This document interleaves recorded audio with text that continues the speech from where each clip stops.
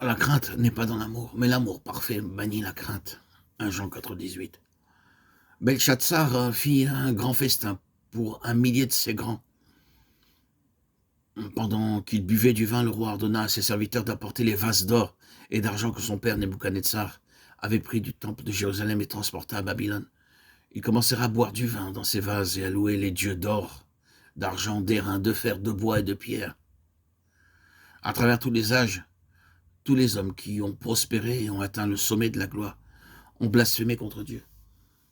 C'est une chose surprenante que des pécheurs se soient enorgueillis et aient pris plaisir à blasphémer contre Dieu, contre le Dieu vivant, en s'opposant à sa parole ou à son peuple.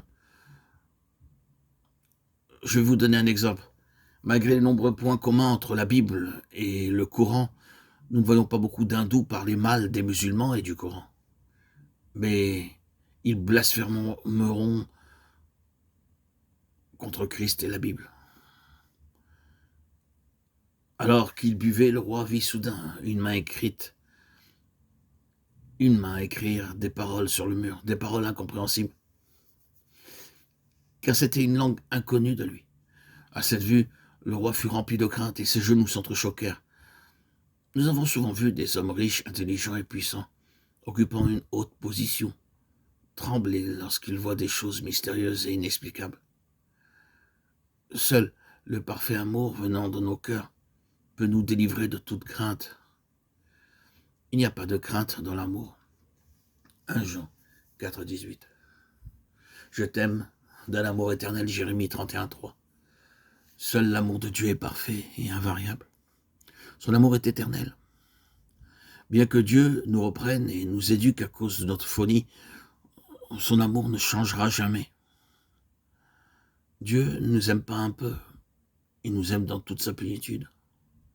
C'est pourquoi il nous offre tout ce qu'il possède. Il quitta sa gloire pour nous. Il versa jusqu'à la dernière goutte de son sang en notre faveur. Seul un tel amour est parfait et peut ôter toutes nos craintes. Parfois, nous traversons des épreuves et des souffrances particulières. À de tels moments, aucune mère, aussi sincère et affectueuse soit-elle, ne peut les partager avec nous. Mais l'amour de Christ est parfait. Et il partage nos fardeaux, nos difficultés, nos peines et nos souffrances. Ceux qui ne connaissent pas le Seigneur Jésus comme leur sauveur seront sujets à beaucoup de craintes. En dépit de tout leur savoir, leur richesse et leur puissance, on rencontre fréquemment les marques de la crainte sur les visages d'hommes importants. Le Seigneur Jésus déclara que dans les derniers jours, il y aurait beaucoup de signes inspirant de la crainte. Des étoiles tombant du ciel, des tremblements de terre, des épidémies et des guerres. N'est-ce pas ce que nous vivons aujourd'hui, dans notre siècle?